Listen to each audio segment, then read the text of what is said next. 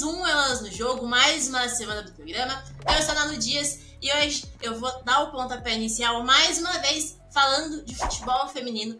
Mas dessa vez não é assunto feliz, não é uma pauta legal, e sim uma pauta bem complicada que vem rolando nos últimos tempos, que é o descaso do Santos com o elenco feminino de futebol.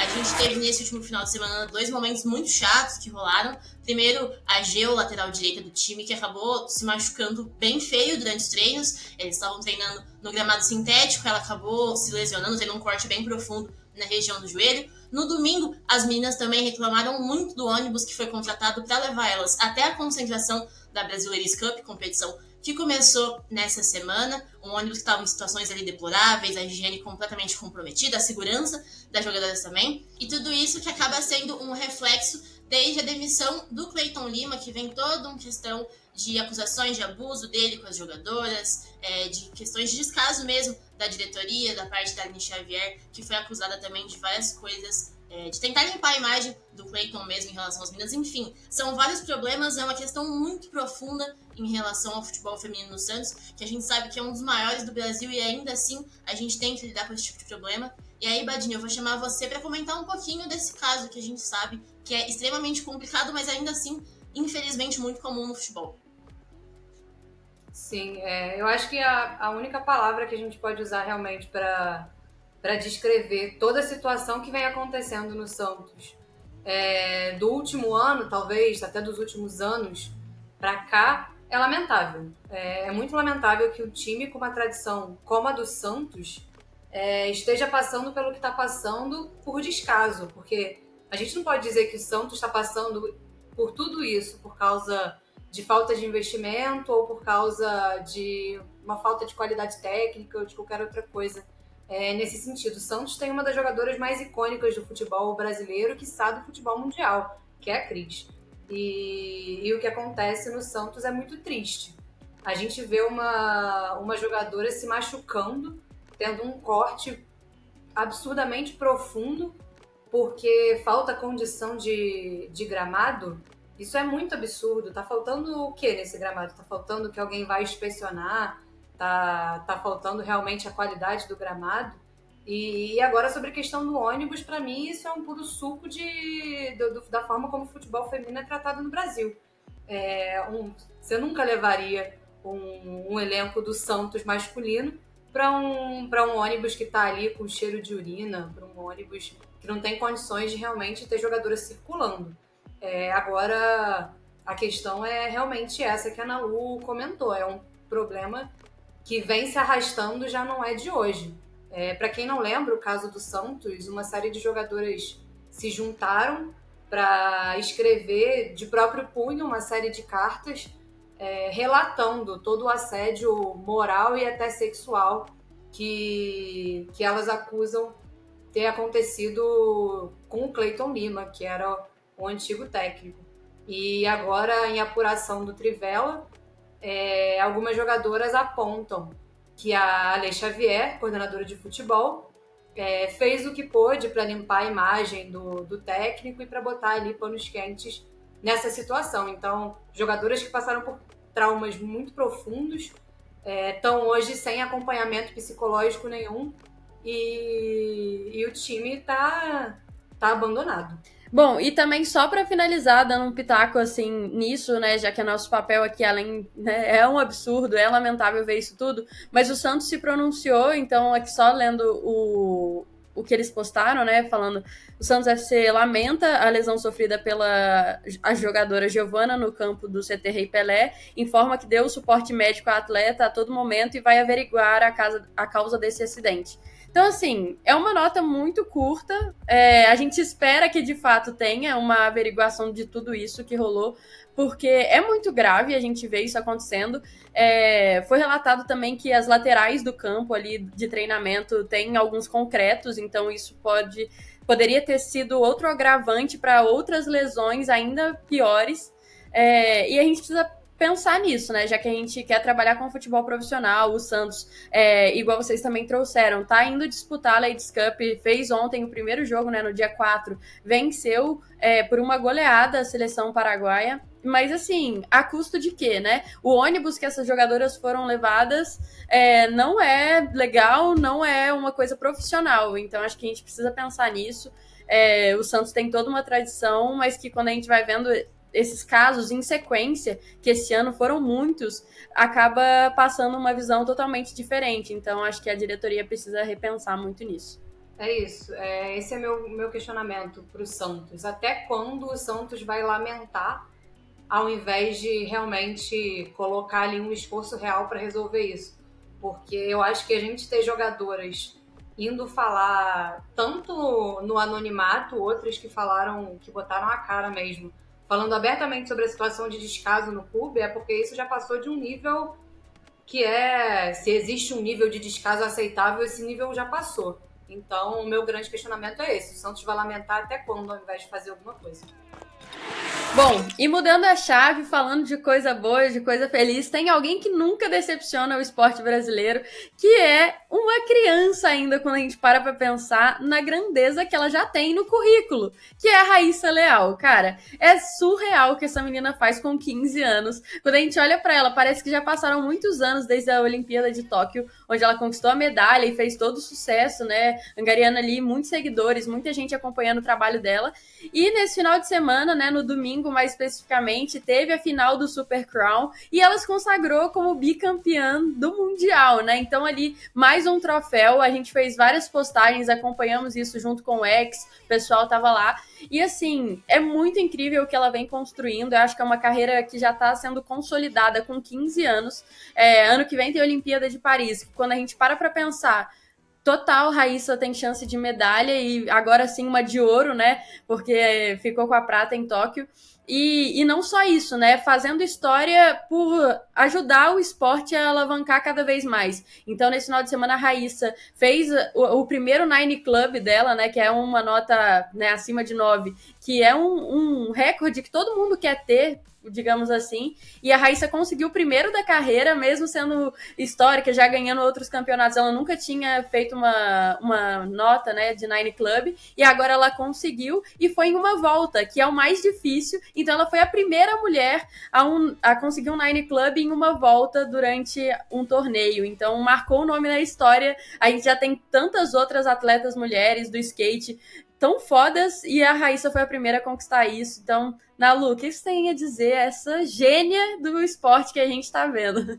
Antes de tudo, corintiana. É isso, gigante, tá? Raíssa Leal é gigante. Mas, deixando de bobeirinha, é muito da hora ver essa evolução dela dentro do esporte. Muito porque ela tá vivendo uma hegemonia muito grande desde as Olimpíadas, né? Ela não ganhou o Super Crown em 2021, a Pamela levou. Mas ainda assim, ela estava lá na final, ela foi medalhista nas Olimpíadas, ganhou o Super Crown ano passado, ganhou esse ano novamente, e chega ano que vem muito forte para as competições que vão rolar mais uma vez. E eu acho que isso tem um papel muito grande, igual você falou, na difusão do skate, enquanto uma modalidade olímpica, um esporte de fato.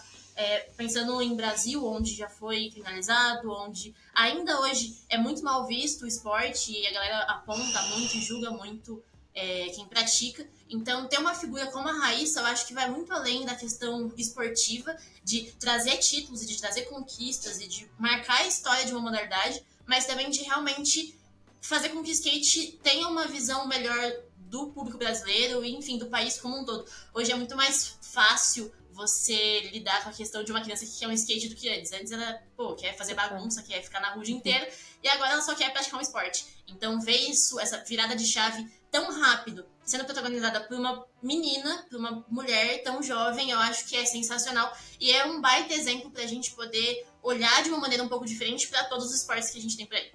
Com certeza. E assim, acho que a Raíssa tá caminhando para daqui a alguns anos a gente poder chamar de uma das maiores atletas do nosso país, ou quem sabe a maior, porque o que ela vem construindo é muito grande, não só no sentido esportivo, né, porque é muito legal competir, ver o skate se tornando um esporte olímpico, mas quando a gente fala de posicionamento, de levantar outras meninas, o skate também tem essa cultura, né, de um ajudando o outro, isso é muito legal. Então acho que ela já entende a voz que ela tem, a responsabilidade, isso é fundamental para uma atleta mulher, principalmente, se manter no esporte e no auge, e principalmente a cabeça, né? Recentemente saiu uma entrevista que ela deu pra Globo, acho que no Savá Paris, e falando sobre isso também, saúde mental, que talvez depois das Olimpíadas de Paris ela vá dar uma pausa para tentar aproveitar um pouquinho da adolescência dela, que a gente acaba esquecendo que ela é uma adolescente.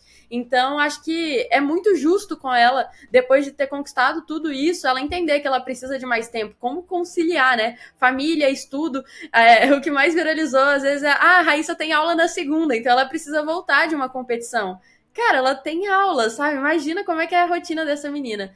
E o skate tem muito disso, novas promessas, além dela. O pódio do Super Crown ficou com a Momiji Nishia, que foi a campeã de Tóquio, né, em segundo lugar, e também a Paige Ren em terceiro, a americana.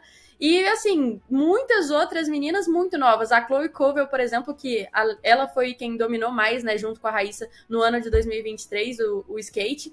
Mas não ficou nesse pódio, mas, assim, novinha também. E vem crescendo cada vez mais. E eu acho que isso é muito representativo, a gente pensando no futuro e nos exemplos que a gente quer dar. Então, acho que a Raíssa em si, essa representação do que deu certo no esporte, do que tá dando.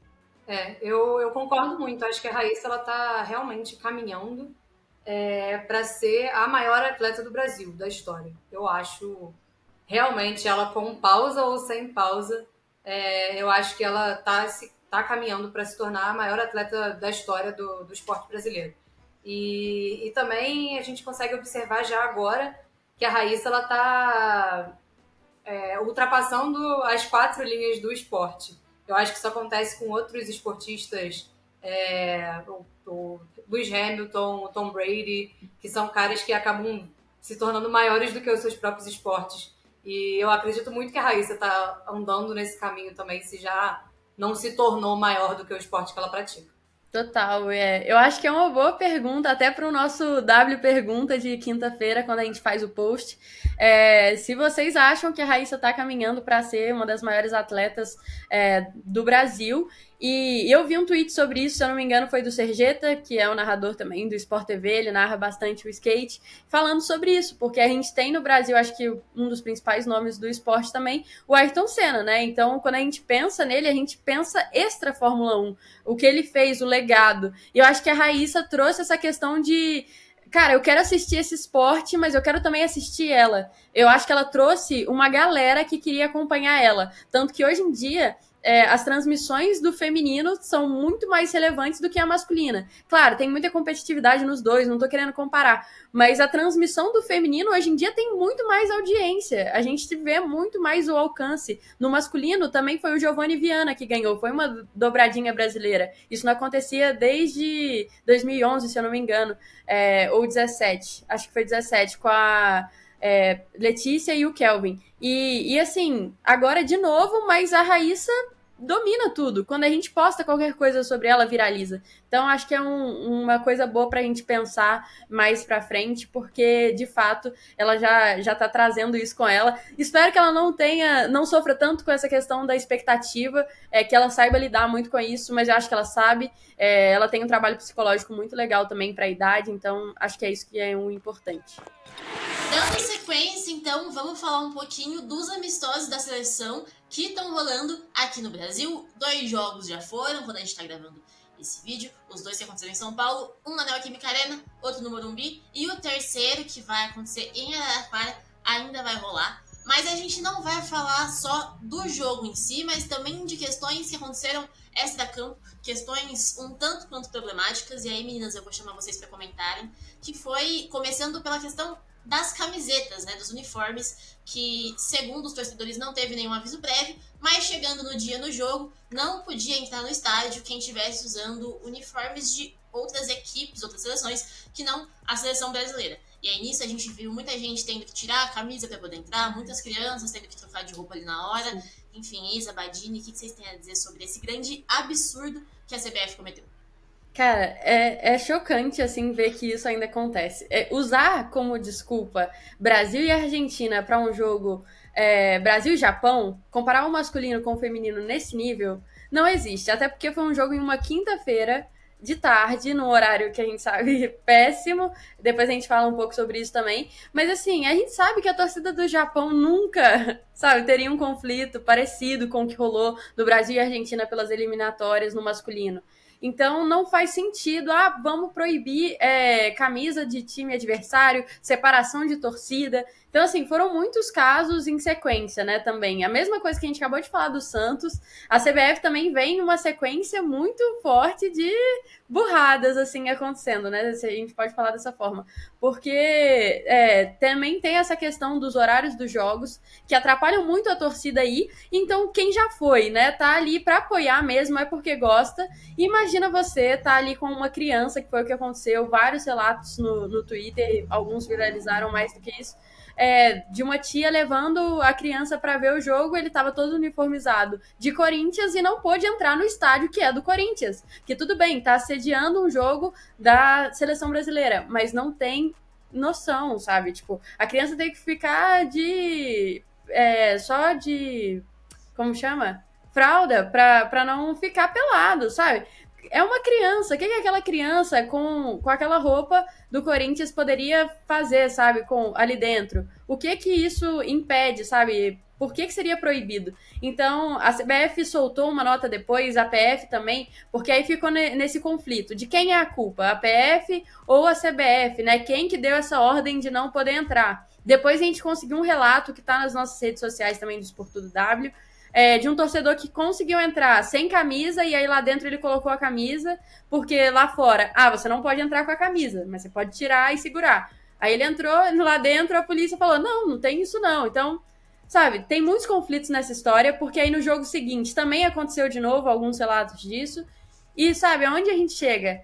Isso só atrapalha o futebol feminino. Então, a gente precisa pensar nisso com um planejamento maior. E até porque, tipo, se fosse de fato proibido, isso teria que ter sido avisado antes. A gente sabe que a demora para divulgar sobre ingressos, sobre os horários, isso demora tanto que, por exemplo, essa informação de ser proibido camisa de clube brasileiro, qualquer clube, deveria também ter sido divulgado, mesmo que um curto período de tempo, um dia antes. Não tinha no site, não tinha em lugar nenhum, então é um absurdo que isso aconteça.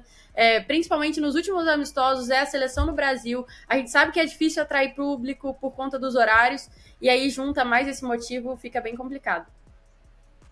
Exatamente. Eu não entro nem na questão da camisa do time ser proibido ou não, porque isso a CBF ela vai decidir e cabe a todo mundo, infelizmente, acatar. Mas se vai proibir, isso está comunicado aonde? Né? Aonde foi veiculado que isso não seria permitido? Está escrito numa placa lá na frente da Neoquímica? Está escrito em algum post de assessoria? Está escrito nas redes sociais? Está escrito no próprio site da CBF? Onde que está escrito isso? E ainda pior, você proíbe, não sabe quem proibiu, daí você põe a culpa na PM. E a PM fala, não foi a gente não. E se entrar e botar a camisa lá dentro, tá ok. Então, eu acho que isso é uma grande questão que a gente já vê há muito tempo em relação à comunicação interna e externa da CBF, que falta. Eles simplesmente decidem as regras. O que parece de fora é que alguém lá dentro decide as regras sozinho. Então, a pessoa decidiu a regra e ela falou para outra pessoa, mas que não falou para o resto da equipe. Então, nem todo mundo sabe dessa regra e fica nesse disse-me-disse. Acontece o desconforto que aconteceu na Neoquímica Arena. Então, eu e a Ana Lu, a gente estava na Neoquímica Arena no último jogo da seleção e tinha criança de top, porque não podia estar com a camisa do Corinthians, teve que emprestar a camisa ou teve que tirar a camisa. Eu acho que tem um ponto que a Isa traz que complementa muito bem isso, que é a gente tá falando de um jogo de seleção feminina que foi muito mal divulgado e tá rolando em horário comercial, uma quinta-feira às 3 da tarde.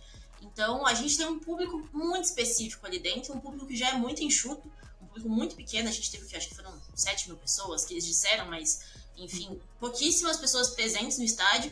E aí a gente vê um caso que é igual a gente falou algumas semanas atrás, daquele árbitro que expulsou, aí não expulsou, e aí foi justificar e piorou a situação. É a mesma coisa, eles fizeram uma baita de uma burrada ali, e aí alguém deu uma ordem sem informar outras pessoas, virou uma conversa completamente torta, e aí foram tentar justificar, piorar a situação, e acho que é exatamente um caso que mostra, mais uma vez, o descaso que a CBF tem com o futebol feminino e a falta de organização que tem. E a gente não tá trazendo uma comparação de, mas antigamente era pior, ou então de que, não tem como querer comparar com o masculino por investimento. É olhar o nicho que a gente tá falando e olhar focado no evento, né? É um evento mal organizado e que tem capacidade de ser bem organizado, a gente sabe disso.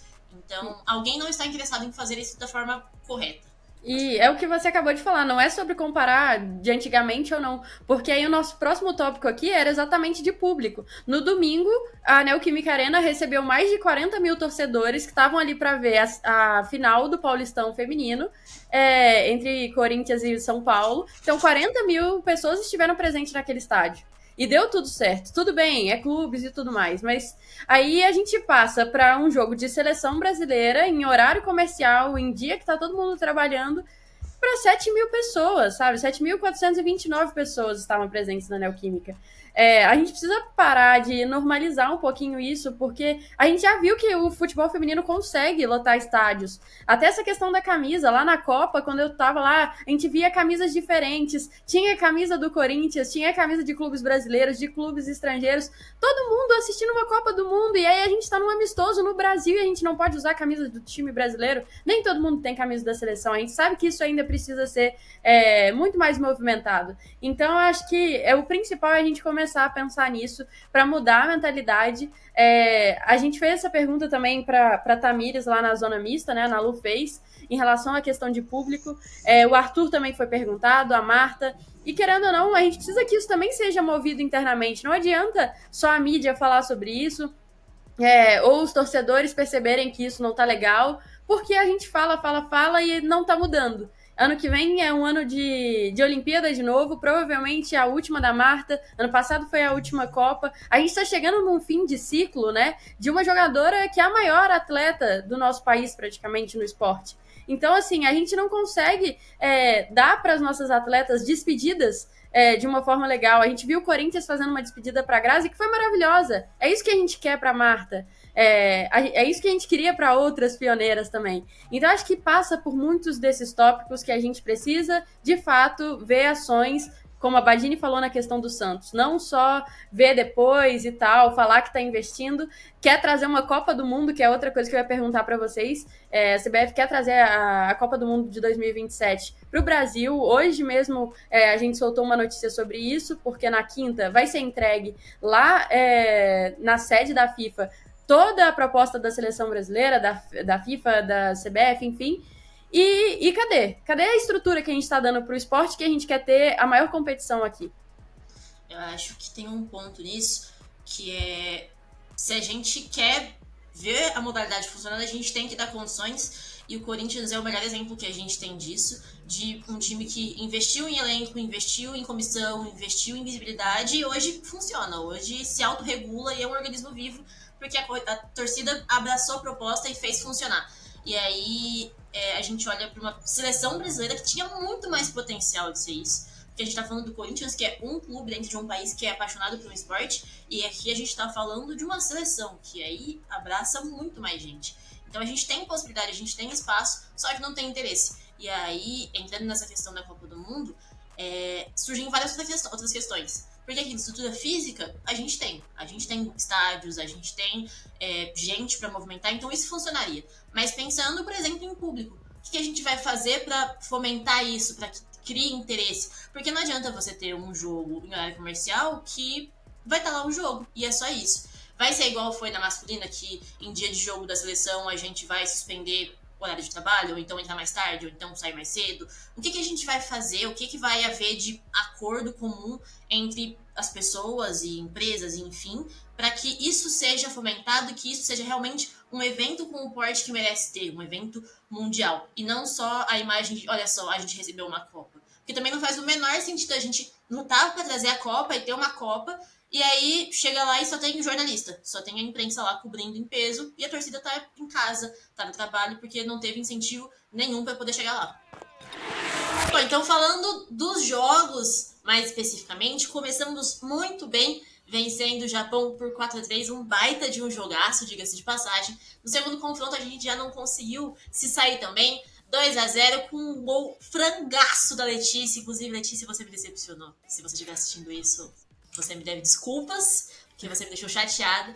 Mas é isso, Isa. O que você tem pra falar dos jogos do Brasil?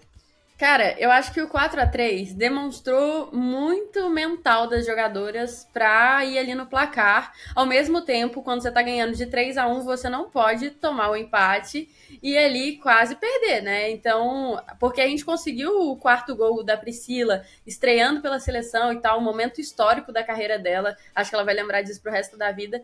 Mas a gente não pode estar com 3-1 no placar e logo depois tomar ali o empate. E foi praticamente em sequência. Marta falou um pouquinho sobre isso também. A gente precisa ter o trabalho mental cada vez mais forte, mas eu fico feliz de ter visto que a gente conseguiu buscar. Porque tem alguns jogos que dão um apagão, a gente toma ali os gols e acabou. A gente não vai ver mais Brasil jogando com o mental, erra todos os passes, enfim. Então, esse jogo pelo menos me agradou nisso. Eu acho que apesar do número de gols, não foi um jogo que me agradou tanto de ter visto, óbvio que foi emocionante, a gente vê ali as coisas acontecendo, mas foi longe de ser um futebol muito bonito de ver. Eu gostei delas terem sido aguerridas e tal, mas eu acho que a gente ainda errou muito. Eu vejo que tem muita coisa pra gente melhorar. E em relação ao segundo, eu acho que foi o pior jogo do Brasil no ano. Assim, eu acho que mesmo com a Copa, mesmo a gente não conseguindo fazer os gols ali, principalmente contra a Jamaica, foi sofrido. Mas esse jogo foi difícil de ver, né? Teve o erro ali da Lelê, teve também muitos erros, a gente não conseguia construir uma jogada. Tudo bem que tinha o sol, tinha a questão de algumas jogadoras voltando de Covid, de fim de temporada na NWSL que afetou algumas das jogadoras, mas também tinha do outro lado, sabe? As meninas também do Japão estavam passando por algumas dificuldades semelhantes às nossas e não sofreram tanto quanto a gente sofreu. Tiveram alguns erros de passe que, meu Deus, a minha cabeça parecia que ia explodir. E depois de assistir a coletiva do Arthur, eu parecia que eu tinha visto outro jogo, sabe? Diferente do que ele viu, porque eu não acho que o Brasil foi superior só porque tocou mais passe. O quanto que o Brasil tocou mais passe, mas ficou só na defesa. O quanto de passe foi uma construção de jogada, onde a gente viu as meninas de fato brigando. É difícil jogar contra o Japão. Acho que é um dos melhores jogos que a gente podia ter feito ainda nesse ano para fechar bem. É uma campeã do mundo. Mas faltou muito nosso. Eu acho que mostra que a gente ainda tá longe. Quando o Arthur entrou, ele veio muito com esse discurso que faltava pouco, que a gente estava próximo. Eu acho que não. Esse jogo é um choque de realidade pra gente voltar aqui, ó. Olha onde a gente ainda tá. E pro ano que vem a gente precisa trabalhar muito se a gente quiser disputar qualquer coisa na Olimpíada, porque a gente vai precisar. Não vai ser tão simples assim. Eu acho que os dois jogos, eles mostram que é o principal problema, na minha opinião, da seleção brasileira atualmente, que é o psicológico. A gente sabe que ele é basicamente inexistente. É muito difícil você ver a seleção brasileira, e não só no futebol, infelizmente, se livrar de uma situação negativa enquanto está pressionada. A gente viu isso contra a França, a gente viu isso contra a Jamaica. E a gente viu de novo em maior intensidade nesses dois jogos, principalmente no segundo. Eu acho que o primeiro jogo, ele teve seus momentos. O Brasil sai perdendo, acaba tomando um gol ali, e aí você vê um choque na equipe, mas elas conseguem se recuperar. A Bia Zanerato vai muito bem, inclusive ali na frente, faz aquele gol de falta. Aquele gol foi maravilhoso, né? Convenhamos. Os dois gols delas foram maravilhosos, e aí a gente consegue sair disso. Então eu acho que esse é o primeiro ponto, que é quando a gente consegue uma resposta relativamente rápida, a gente consegue se reestruturar e aí fazer funcionar novamente. A gente saiu perdendo por 1-0, acabou virando o 3-1, e aí, quando leva o segundo gol, congela de novo. Tanto que o terceiro gol vem logo em seguida. E aí o quarto gol com a Pri, ele vem num momento maravilhoso, mas ainda assim muito absurdo, pensando em todo o contexto de falta psicológica. O Brasil tem um problema muito grande de lidar com pressão. E aí o segundo jogo só escancara isso, né? Toma os dois gols ali do Japão e simplesmente apaga a equipe. Erra passe, erra basicamente tudo que se propôs ali em campo. Eu acho que não tem nenhuma atuação que a gente pode falar realmente, não, essa daqui se salvou. Todo mundo falhou muitas vezes ao longo da partida. E o que você traz do Arthur é um ponto que a gente já tinha comentado algumas vezes, até internamente, que é como em alguns momentos ele acaba sendo um pouco descolado da realidade, né? Do que tá realmente acontecendo ali. A gente sabe que é um puta de um técnico e ninguém tira esse mérito de forma alguma. O que ele fez com o Corinthians desde o início é gigantesco. Mas a gente não pode apagar que ele tá num novo contexto, em uma nova posição e com uma equipe que é diferente. Por mais que muitas jogadoras sejam as mesmas, o contexto é muito diferente. Então, vai precisar ter essa reorganização interna para entender como trabalhar esse psicológico em momentos de pressão, porque a gente já viu várias vezes ao longo desse ano que não está funcionando e que enquanto isso não funcionar, o resto não vai acabar conseguindo ser trabalhado. E eu acho, assim, que a questão do psicológico a gente ainda vai melhorar bastante. Eu não vou dizer também que a gente já melhorou muito, acho que ainda tem etapas pra isso. Mas eu confesso que esses últimos jogos, a questão que me chocou não é nem tanto o psicológico, sabe? Eu acho que no último, principalmente, contra o Japão, faltou organização, sabe? A gente estava muito desorganizados. A bola não corria direito, a gente não conseguia conexões, criar conexões. Como que a gente vai acertar passes se a gente não tá conseguindo fazer o básico, sabe? Passes, no caso, para criar jogadas de gols. A bola nem chegava às vezes, então ficava muito difícil. E a gente falava muito, né? A Pia, por exemplo, construiu uma boa defesa.